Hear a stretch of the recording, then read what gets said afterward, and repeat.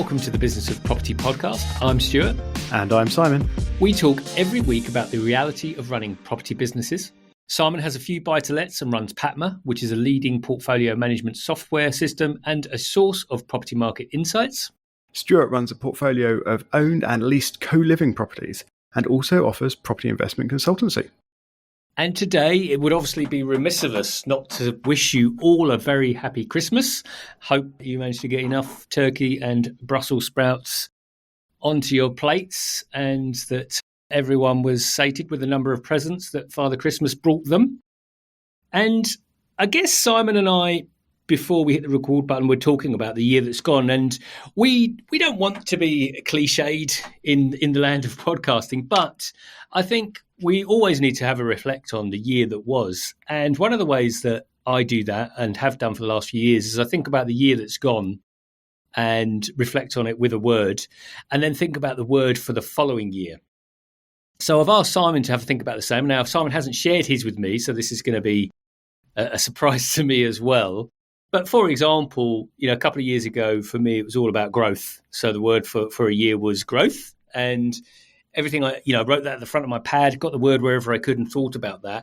And that's really helped me get focused throughout the year. So it could be things as simple as compliance, for example. But we'll talk about that. And I've thought about my year, Simon, and you've had a little think about yours. And if the most turbulent of years could be distilled into a single word for Patma and for your property business, where did you get to? Well, you asked me in advance to think of a word for the year that has gone. And I have a word, which I will reveal shortly. But you didn't give me forewarning of trying to come up with a word for next year. So I'm afraid I may have to come back to you on that one at some future episode. The word I've gone for the past year is really focused around my thoughts on my property business, not my Patma business. And the word I've gone for is slow. Slow. Okay, tell us more. So I feel that things went slower than I was hoping and perhaps expecting. So I went into the year hoping to purchase one, perhaps two properties.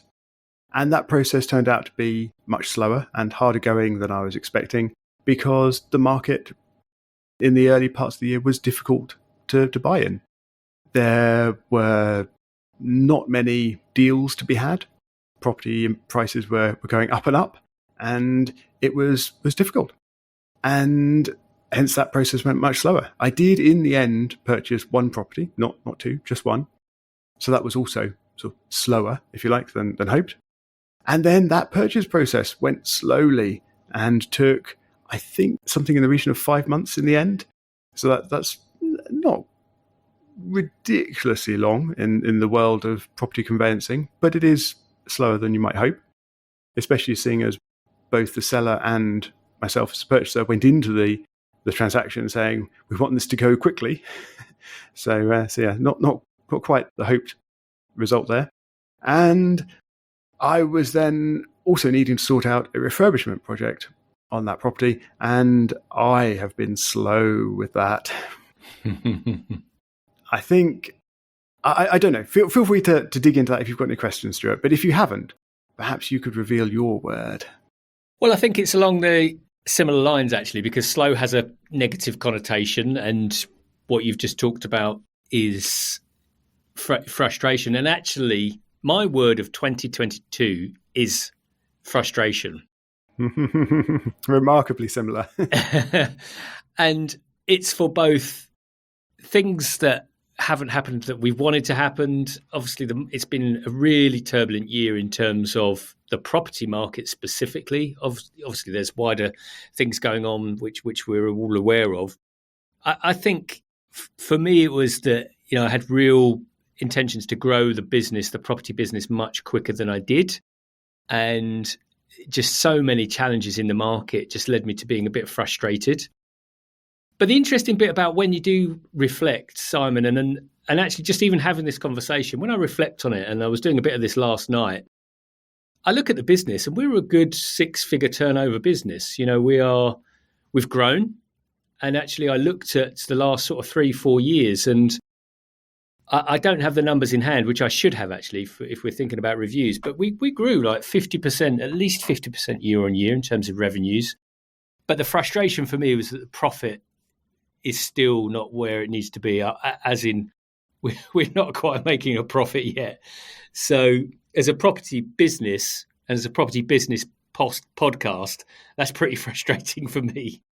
So I think it aligns a little bit with your slow and your own frustrations, both with market factors and frustrations with yourself. And I completely feel that as well, because I feel like I should have done things differently. And I think that gets us thinking about the things that we could have done differently, what we've learned about, and the successes. So given that both of our words had slightly negative connotations, what do you think went really well for you this year? So I think in a couple of ways, I've been relatively fortunate in terms of timing. So I think that my best result for the year was good, but could have actually been a lot better still. The remortgages that I had to do this year, actually, I didn't have to do all of them. So I did 3 remortgages this year. One of them I had to do because it was coming off of a fixed period. But the other 2 were on tracker mortgages, so that there's nothing actually expiring. But we could all see that mortgage rates were going up. We were expecting gradually, but it turned out to be somewhat more rapid, going against my word of the year there. But it was all about trying to sort of get the timing right on those remortgages. So the fixed one, I had to try and get that in as early as I could. You can't apply for it too early because then the offer isn't valid for the changeover point. So I think I managed to time that fairly well. It wasn't the best rate at the earlier end of the year, but also it was much, much better than the rates we were looking at later in the year. So that one was okay. The other 2 that I took off of tracker rates and put onto a 5-year fix, again, I could have done that earlier and ended up with slightly better rates. However, another part of that process for me was raising capital. So I was actually remortgaging to extract funds from those 2 properties. And in order to do the best I could for that, I had to increase rents a little bit on those. They're still way below market value, and we've talked about this a lot in the past on this podcast, but I did increase rents. So I had to wait until I was able to increase those rents and for those rent increases to have effect and feed through into bank statements so that I could prove that to the mortgage companies in order to raise the extra capital in the remortgages. So this isn't an out-and-out, absolutely amazing 5-star success story, but I think it is a good success for me this year. I did perform 3 remortgages. I did extract a reasonable amount of funds that have helped me with the purchase this year, and I managed to do it before the worst of the rate increases. So overall, pretty pleased with that particular success. Do you know what the funny thing is that your successes remind me of my biggest failures of this year. Well, should we carry on with that then, rather than your success, or would you like to be positive first? Well, I think it makes sense to talk about it, which is your failure was at getting those remortgages to happen at the right time, and I think it serves as a good reminder for anyone that is in the same situation. Is that I unfortunately have a habit of leaving my mortgage changes till the last moment, and I did the same this year, but the mortgage company, which we've talked about on this podcast, Kent Reliance / One Savings Bank, were in such a bad place administratively that by the time we'd gone for it, even if it was a month before or a few weeks before the product was due to expire, it took them so long to get back that we ended up on multiple standard variable rates, SVRs, on a couple of properties. And on one of the properties, that more than doubled the mortgage. Fortunately for me, in terms of actual numbers, that was one of the lower mortgages. It was essentially, it went from £250 a month to £500 a month. That's probably the smallest property I have, but that did also happen on a bigger property as well. and that went up by something like 40 to 50%. So that was one of my big learnings, was make sure that I am totally aware of when these products are going to end, and at least touch base with my broker to ensure that they are also aware, so that we can be in a good place to do what you've done and just stay ahead of the game, make sure we're on the right product. The fact of the matter is, most of our mortgages went up this year if we were changing this year for obvious reasons, but didn't have to go up as much as they did for me. Yeah. I think the learning for me around that was that you can actually get mortgage offers quite a long way in advance when you're remortgaging. So I had previously thought you couldn't really do anything until you were in sort of a 3-month window before the expiry. But it actually turns out, for some providers at least, you can start 6 months before the fixed rate expires, or your current mortgage deal expires. So yeah, you do have scope to get in quite early if you're organised enough. But interestingly, my failure does lead me to my success, because for me, the biggest success for us was survival. My business made it. And, we say that jokingly here, but if I'm honest, it wasn't always guaranteed, given the struggles that we've been through. So, as I say, in terms of gross rents, we've got over 60 rooms now. We're adding more to it, so the revenues are quite high. We are gross revenue, a good 6-figure business, close to, around the 300,000 plus mark for gross revenues. And obviously, I say obviously, but the business, we cover, within that business, we cover all of the utilities. In fact, we cover all costs. So we cover gas, electricity, water, broadband, TV license, anything you can think of, we have to cover that cost within the business. That's the business model for the tenants that we serve. And of course, we have mortgages and landlords to pay if we're leasing those properties. And with the exception of the landlord rental amounts, everything went up, as we know. We've just talked about mortgages, so they all went up. And the energy costs went up. And I looked in my business, the energy costs went up in terms of cost rates by 50%. So when I looked at the cash flow documents, and again, I'm not asking anyone to shed a tear for us, but this is the business of property, and we're just talking about this business, is that our rents were static because most people, certainly students, they'd signed their contracts a year in advance. We've talked about that. But most people have, in co-living, there are quite short-term agreements. So you can't just turn around and start putting up rents, which we didn't. So our revenue base stayed exactly the same, but our cost base went up dramatically. And to be honest, that was some, what Alex Ferguson used to call squeaky bum moments that we had in the business. But here we are, December the 28th, and the business still exists, and I'm expecting it to exist for quite a few years more. So I personally am very, very happy with that fact that we just got on with it and did what we could, which is another set of conversations around how we do that. But that was our success, just staying in existence. Yeah, I know, from your perspective, I think the fact that you actually bought a property despite your word of the year being slow, I think it still shows some resilience, that in a very tumultuous market, you still managed to hold firm and do what you wanted to do. Yeah, quite. There were definitely times when I wasn't sure it was actually going to happen. The mortgage process and hoops that had to be jumped through to get it to happen were harder than I would normally expect.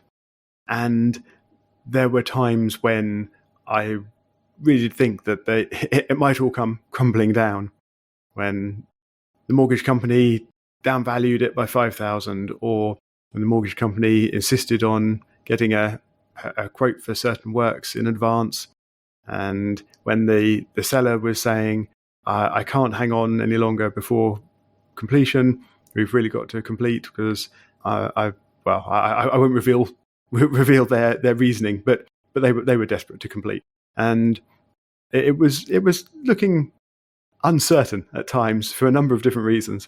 So yes, it was slow getting there, but yes, I'm quite pleased that we did actually get there in the end. It certainly wasn't an absolute given for a number of reasons and at a number of points along the way. And your learnings, stroke areas where you think we should have done better, what were your areas for 2022?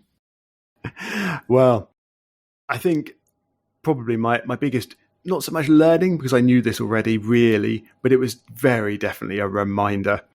And that's just, it takes so much time doing this process. I mean, the actual purchase process, the pack that my solicitor provided to me was, I can't remember. I think I did reveal the number on here before, but it was well over 200 pages. I can't remember what it actually was now. And that's a lot of text to sit down and read at some point before you go ahead with a purchase. And then afterwards, well, in my case anyway, I needed to do a refurbishment.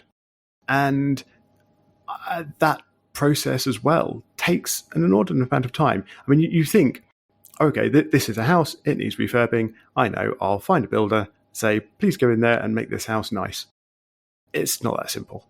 You need to find different contractors for different things, potentially. You then need to line up when you and they are available, and then cope with the fact that plans change and one of you can't make it, and you have to reschedule again. And then you go in and list a lot of different things as you talk to them, and then you go away and you go back the next week and you spot more things, and you have to start the process all over again, talking to perhaps another contractor or talking to the same one again, getting them to update their quote, and you have to wait for quotes. And oh my goodness, trying to do that whilst also keeping a completely separate business up and running and healthy is just so difficult. It's, yes, a real reminder that this world of building property portfolios and buy-to-let, while it can, in some situations, be sort of passive and low time input, a lot of the time it is not. A lot of the time it is very high time input. Yeah. And I think it serves also as a reminder that a lot of things are within our control or within our gift, but then a lot of things aren't. And as property investors, property owners, that's not always easy, because it's very easy for us to sit here and glibly talk about our words of the year and our plans for the year ahead. But unfortunately, the rest of the world isn't naturally going to bend itself towards the things that we want. And I think, you're talking about things being served as reminders. And I think, if anything, last year served as a reminder that there are a lot more things outside of our control than we think there are. But in the same token, we have to focus on what we can control. And, we've talked in detail, and it's been covered in lots of detail everywhere about the cost of utilities, rising interest rates, and so on. And I think for me, that was a big learning, was that actually there's a lot more outside of our control. I think because of the access to easy debt, low interest rates, and so on, I thought it was just a lot easier to handle things. And of course, once things started moving, the dial started moving upwards and creating a more challenging environment, I was suddenly reminded very clearly that this is not an easy game to play if you're in it for the long haul. And that was my other learning from the year, is, if I was to simplify it into a sentence, is growth doesn't come well from bad debt. And what I mean by that is that if we were to segment debt into good and bad, then for me, bad debt is credit cards and the like. And in inverted commas, good debt is what we get from mortgage companies. Of course, what's happened is, with the rising interest rates, I've got credit cards where the interest rate is significantly less than what I've currently got on a mortgage now, which is making me wonder about whether or not I should change. I have a mortgage that's been on a bridge for 3 years, as we were talking about, and that's ranged from between 7 and 10% per annum, which is painful. Yeah, that's definitely one we need to pick up another episode. Yeah. But, and that for me, because I think the challenge I've had is, if you spend any time online in social media looking for property investment, you're going to bring up all of the usual suspects in the property education world, let's say that. And of course, they're all giving great advice on, other people's money, 0% credit cards, and so on. But my learning, and maybe I'm just very, very naive, is that that might be okay for short term, but if you want to build a big sustainable property business, that is not the way to go. And I've got the T-shirt to show for that, because we've used bad debt, we've used other people's money, and we're paying for that. And 6 years on, my business cash flow is lower than it should be because of those short-term measures that we took. But that's my learning from that. And I see that as a positive thing now, because now I'm trying to think about what I can do for the business in an additive way, rather than think about how can I solve this problem by borrowing. That is no longer an option for me. I've taken it off the table. So the only levers we can pull, therefore, and anyone that with a business is just laughing at me saying, I can't believe it's taking you this long to work it out, Stuart, but is you either grow the revenues, so increase revenues, or reduce the costs. They're the two big levers. And that's what we've been focused on a lot for the last year. And so given that you haven't had a chance to consider your word for next year, I'll tell you mine is profit. So it's going to be the word I focus on, which is how do we essentially gear everything we do around profit now. We've grown revenues to a level where we're quite happy. We've still got a few more projects in the pipeline to grow revenues, but how do we get that profit margin better, stroke cash flow positive? So profit is going to be, everything I do, the question will be, how does this impact profit, or otherwise? And so I want everything I do to focus around that. So hopefully that will give you some food for thought, Simon, on terms of what you want your word of 2023 to be. That sounds like a great word, doesn't it? I mean, what business would not want profit as their main focus? I mean, yes, I will certainly put that on my shortlist as I'm working through words for next year and indeed goals for next year, which are things I will be doing over this festive season, or what's left of it. There's so many good words to choose from, actually, aren't there? I mean, profit, you can't go wrong with profit, but then there's growth as well. And that's a very tempting word to go for, especially in a software business that potentially has a lot of growth potential. Yeah. But as you were speaking of debt, often growth is associated with taking on debt in order to fuel that growth. And that's actually something I've always erred away from for Patma and the software business. I haven't wanted to take on that, well, certainly external debt anyway, to fuel that. Lots of thinking to be done. Yeah, and words I've used in the past, simplify. And that was a word I used in professional and personal life. Like, how do I simplify? And, I wrote that word at the front of my notebook. I wrote it on my whiteboard at home. I put it everywhere just to say, am I doing this in the simplest way possible? And it could be obviously anything that's sort of relevant to what, yourself and what you want to achieve. But I found it really quite useful, actually. I'm just trying to think of some others. But spirituality or, whatever it may be that is important to you and something that you'd like to finish the year with. Picking up on simplify, I mean, that's also another sort of driving factor for pretty much everything I do with Patma. I always want to make life simpler for people, make life simpler for landlords, simpler for property managers, and doing that through software, making that software either simple to use or making that software have facilities and automations built into it that just make everyday actions simpler. So, I mean, there's no reason why people should be repeating the same tasks again and again and again every day or every week or every month when those tasks can be put into a computer program and the computer can do it for you. It just seems silly to have the human do such boring and repetitive things when a computer can do it for you. Yeah. So yeah, simplification, another excellent word. Automation is another word I like around Patma and what software can do for people. Yeah, systemize. Yeah, lots of choices. Yeah, and I found something which inspired me. So it had to be a word which at the time inspired me. And it's funny because obviously the world moves on, and then I look back on some of the words that I've got written in pads and I've changed. But at the time, some words just inspire me to do what it is I want to do. And I think that's it. Does the word give you energy and inspiration? If so, then it's probably the right word. If it just makes you feel flat, then it's probably not the right word for you. Given where we're at in terms of time, I think we've run our course on today's podcast episode, and we'd be more than happy to hear from anyone that has other words in their vocabulary for the year ahead or the year gone. Simon and I have both been, let's say, leaning towards the negative, but hopefully in a more reflective, learning way.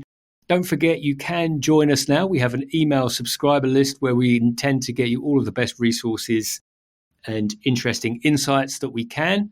Just click the link below in the show notes or head over to thebusinessofproperty.com and you'll find it all there as well. Other than that, we both wish you a very happy and prosperous new year, and we'll see you on next week's episode.